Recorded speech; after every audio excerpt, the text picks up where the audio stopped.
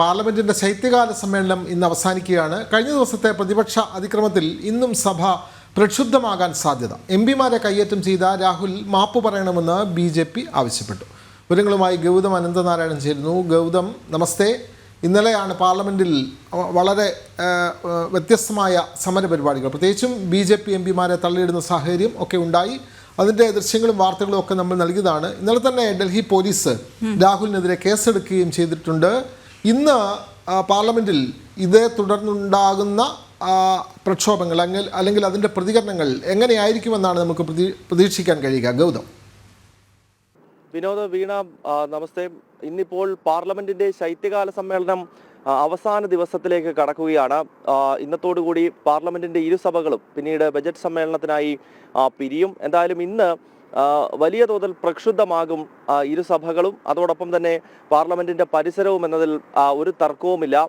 BJPയുടെ പ്രതിഷേധമുണ്ടാകും, ഒപ്പം ഇന്ത്യ മുന്നണിയുടെ പ്രതിഷേധവും ഉണ്ടാകും എന്ന് ഇതിനകം തന്നെ വ്യക്തമാക്കി കഴിഞ്ഞിരിക്കുന്നു. BJP എംപിമാർ രാവിലെ 10 മണിക്ക് ഗാന്ധി പ്രതിമയ്ക്ക് മുന്നിൽ ധർണ നടത്തും എന്നാണ് അറിയിച്ചിരിക്കുന്നത്. രാഹുൽ ഗാന്ധിയുടെ നേതൃത്വത്തിൽ, ലോക്സഭാ പ്രതിപക്ഷ നേതാവിന്റെ തന്നെ നേതൃത്വത്തിൽ പാർലമെന്റിന്റെ പരിസരത്ത് ഗുണ്ടായിസം കാണിച്ചു എന്നാണ് BJP ആരോപിക്കുന്നത്. ഇന്നലെ BJPയുടെ വളരെ മുതിർന്ന MP, ഒഡീഷയിൽ നിന്നുള്ള പ്രതാപ് സിംഗ് സാരംഗിക്ക് തലയ്ക്കാണ് ഗുരുതരമായി പരിക്കേറ്റത്. അദ്ദേഹത്തെ വളരെ വേഗത്തിൽ ആംബുലൻസിൽ RML ആശുപത്രിയിൽ എത്തിക്കുകയും പിന്നീട് അദ്ദേഹത്തിന് ICUയിലേക്ക് മാറ്റുകയും ഒക്കെ ചെയ്ത സാഹചര്യം നമ്മൾ ഇന്നലെ ദൃശ്യങ്ങൾ സഹിതം പ്രേക്ഷകരിലേക്ക് എത്തിച്ചതാണ്.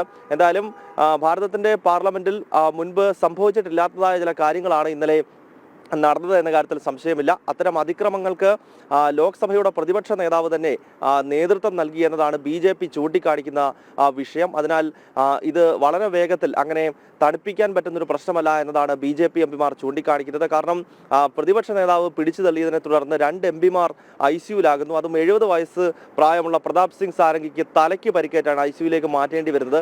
അതിനാൽ വളരെ ഗുരുതരമാണ് ഈ പ്രശ്നം എന്നതാണ് BJP ചൂണ്ടിക്കാണിക്കുന്നത്. ഇന്നലെ തന്നെ പാർലമെന്റ് സ്ട്രീറ്റ് പോലീസ് സ്റ്റേഷനിൽ അനുരാഗ് സിംഗ് ഠാക്കൂറും അതോടൊപ്പം ന്യൂഡൽഹി MP ബാൻസുരി സ്വരാജുമാണ് രാഹുലിനെതിരെ കേസ് നൽകിയത്. ഇതിനെ തുടർന്ന് രാഹുലിനെതിരെ ഡൽഹി പോലീസ് FIR രജിസ്റ്റർ ചെയ്തിട്ടുണ്ട്. മറുഭാഗത്തും പരാതികളും അതോടൊപ്പം തന്നെ ആരോപണങ്ങളും ഉയരുന്നുണ്ട്. രാജ്യസഭയുടെ പ്രതിപക്ഷ നേതാവും കോൺഗ്രസിന്റെ അഖിലേന്ത്യാ അധ്യക്ഷനുമായ മല്ലികാർജുൻ ഖാർഗെയോട് ഈ ധർണയ്ക്കിടയിൽ BJP എംപിമാർ മോശമായി പെരുമാറി എന്നതാണ് കോൺഗ്രസിന്റെ ആരോപണം. ഈ ആരോപണം ചൂണ്ടിക്കാണിച്ചുകൊണ്ട് കോൺഗ്രസും ഇന്നലെ പാർലമെന്റ് സ്ട്രീറ്റ് പോലീസ് സ്റ്റേഷനിൽ പരാതി നൽകിയിട്ടുണ്ട്. അങ്ങനെ മുഖാമുഖം നിലയുറപ്പിച്ചുകൊണ്ട് എംപിമാർ തമ്മിലുള്ള ഒരു സംഘർഷത്തിലേക്ക് ശൈത്യകാല സമ്മേളനത്തിന്റെ അവസാന നാളുകൾ പോയി എന്നതാണ് വളരെ ശ്രദ്ധേയമായ ഘടകം. ഈ സമ്മേളനം തുടക്കം മുതൽ തന്നെ വിവിധ വിഷയങ്ങളാൽ പ്രക്ഷുബ്ധമായിരുന്നു. പ്രതിപക്ഷവും ഭരണപക്ഷവും തമ്മിൽ ഏറ്റുമുട്ടി. ആ ഏറ്റുമുട്ടലുകളുടെയൊക്കെ ഏറ്റവും ഒടുവിൽ പിന്നീട് ഭരണഘടനയുമായി ബന്ധപ്പെട്ട ചർച്ചകൾക്ക് ഈ ശൈത്യകാല സമ്മേളനം വേദിയായി.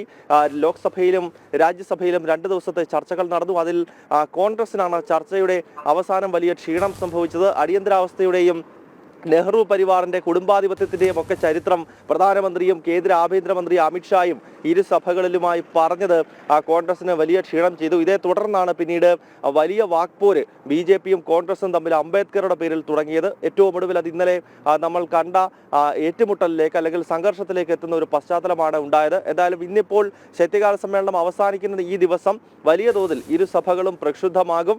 ഒപ്പം സഭയ്ക്ക് പുറത്ത് രാവിലെ 10 മണിക്കാണ് BJP ഗാന്ധി പ്രതിമയ്ക്ക് മുന്നിൽ പ്രതിഷേധം നടത്തുമെന്ന് അറിയിച്ചിട്ടുള്ളത്. കോൺഗ്രസും ഇന്ത്യ സഖ്യവും പ്രതിഷേധം നടത്തുന്നുണ്ട്. കോൺഗ്രസ് എംപിമാർ വിജയ് ചൌക്കിൽ പ്രതിഷേധിക്കുമെന്നും അറിയിച്ചിട്ടുണ്ട്. വിനോദ്.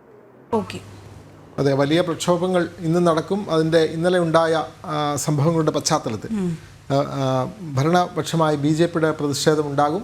പ്രതിപക്ഷ പാർട്ടികളും വേറിട്ട പ്രതിഷേധ പരിപാടികൾ നടത്താനാണ് സാധ്യത. വിവരങ്ങൾ നൽകുകയായിരുന്നു ഗൗതം അനന്തനാരായണൻ.